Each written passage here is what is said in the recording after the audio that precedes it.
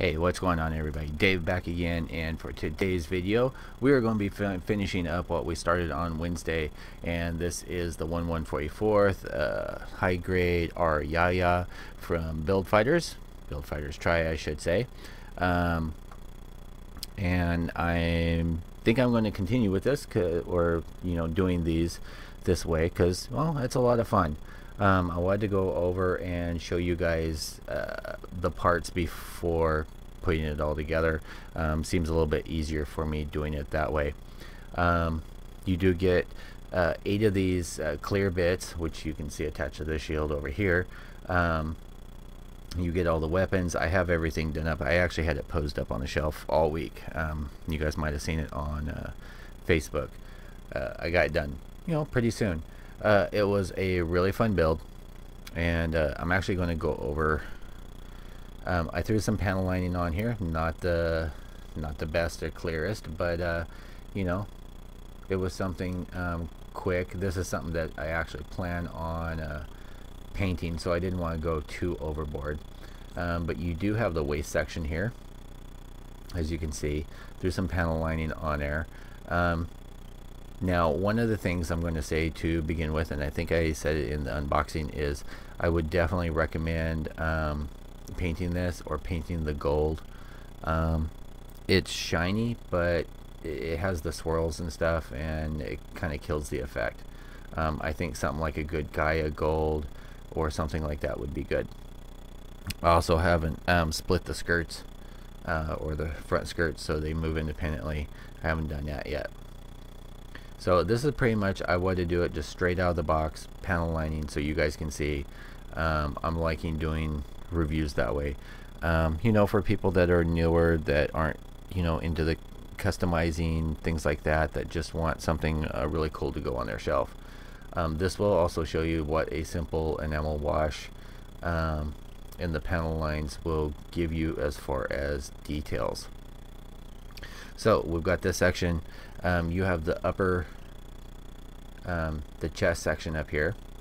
You do have a ball joint that attaches there. Was kind of interesting how this went together. As you guys know, I'm not real familiar with the 1/144 scale kits, because they're smaller. I think I've only done like 3. But I'm kind of digging them. They're small. They take up a little space, and especially with like these, there's a lot of detailing potential later on in the future. You've got the gold for the collar, got the wash thrown in there. One thing I'm not really digging is these neck joints, though. I understand everybody does the whole chicken neck part, but this doesn't stay in real well, so be cautious of that. If you bump the head too hard, it'll just pop it right out of the socket. You've got one thruster back here, and I think these are supposed to be vents. Would look good if they, or would look better if they had some vent details in there. Simply attaches to the ball joint like so. You do get some forward and back. You've got a joint that's up in here that gives you some motion, but not really much. You've got attachment on the side here for the sword, or the scabbard. You do end up with some bits left over, and I'll show you those here in just a second. Now the legs, not overly detailed. You have vents on the inside and outside, and these on the back. This kind of becomes a little sketchy as far as doing your detailing and doing those together. Now you do get some good articulation both front and back, side to side. One of the things I would recommend, I didn't have too much problem with the feet themselves, but these hips I would suggest, I don't like, maybe a little bit of super glue on the peg here, to thicken it up so it grips better. I did have a problem when I was trying to do some poses, that the leg would end up sliding out over time, mainly because there's a lot more weight bearing up at the top. Maybe that's just how high grades are, and I'm used to you know, the master grades having a little more stiffness, I guess, in the joints. Now you do get some decent flexibility. You would want to kick these forward to be able to get like so. And we'll back that out because it's just too close for me. And of course, you know, you can do things like the splits and stuff, but like I said, with the legs on, these joints up in here, I would probably throw some super glue up in there, maybe with a little baking soda, just to thicken them up and give them some grip. But there we have that part. I would suggest also, before you put on the arms, if you're going to put this on, to put it on now, because it can be a pain in the butt later on. Now you do get this attachment here, if you can see it, which will slide into there and allow the sword handle to be attached in there. I don't have that for right now. You know, the joints are kind of sketchy. Again, that would actually be just a simple fix: little glue and the baking soda, and that should take care of that for you.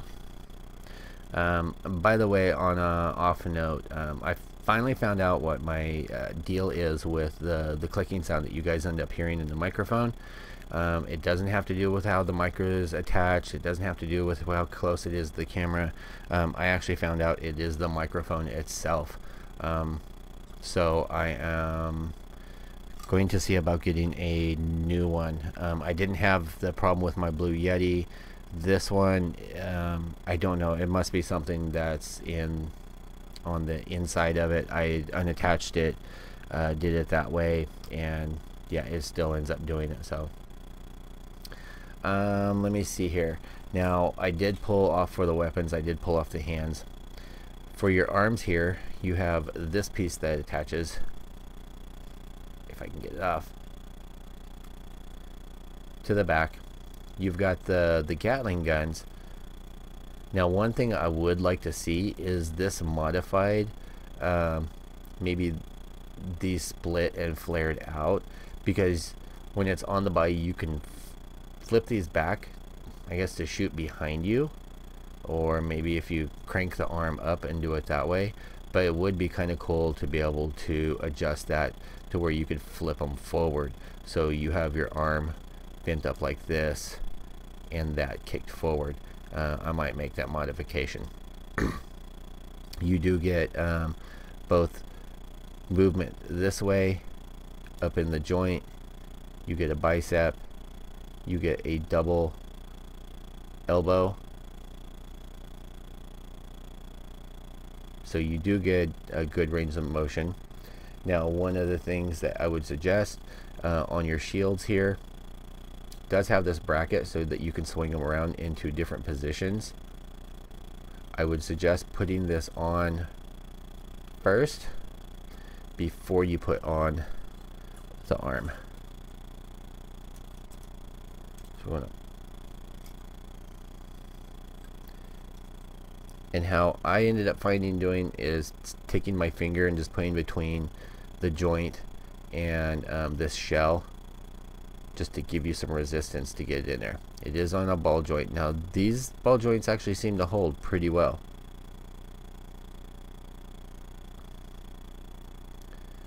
And I'm kind of pre-posing here. Now with one, it does start to pull it to one side. He's all so we'll kick that to that way. Now while I have this one out, these are movable. These just pop in and out. I do still really like the effect, because as you can catch, it kind of gives that magnifying glass effect, and it looks really good, and it looks good under a black light also. But you can see here, because of the gold, what I was talking about, painting these, it's kind of unsightly. Plenty of detail on the back side here, you can see from the panel lining. Again, as I mentioned, you do have these arms, which makes it fully posable, where you can swing them around in front of you, in front, behind, somewhere over the gun cloud. Okay, I knew I had them somewhere. You do have these brackets that get made up to be able to attach attach the shields to, which attach to the forearms. I'm not going to end up doing that, so they just got tossed to the side, but it does come with that option. So we're going to pop this bad boy back on here.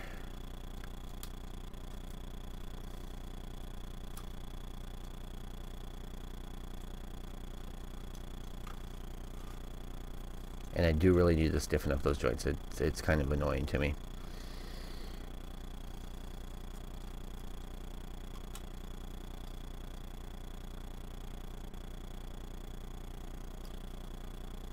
And these back guns are kind of annoying to me too. I mean, I'd kind of pull them off, but you know, they're part of the kit. Plus it's part of the review, so have to leave them on there. Alright. So you can have these in either hand.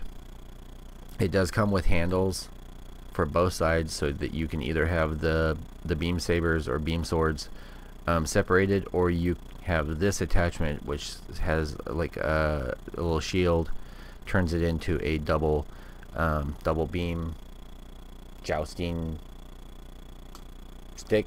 I don't know what you want to call it.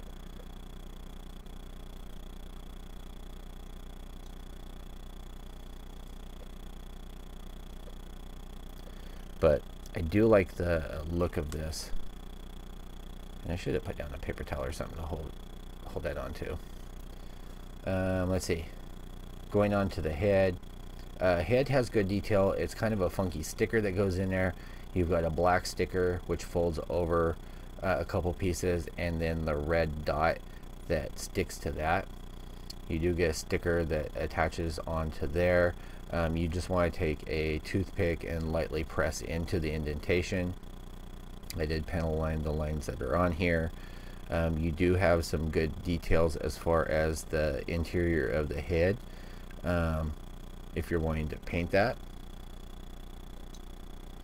I'm just gonna... Yeah.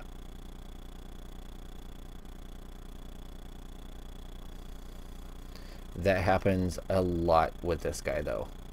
If you don't, and you can jam it in there, but it'll only end up going so far. You bump it too much and those sockets are going to end up coming out. So this is not, I don't, in my opinion, I would not consider this a high playability.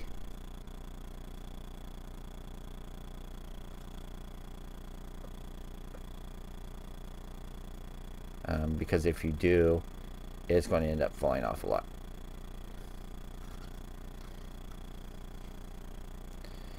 And stick these bits on there. Now I realize some people, they do end up, you know, reposing constantly, things like that.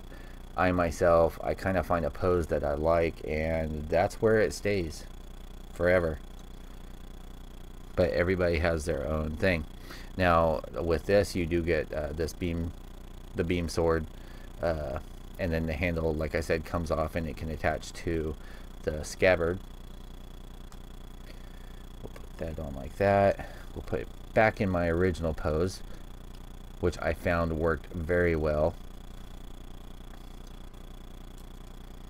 both for stability and just in general looks.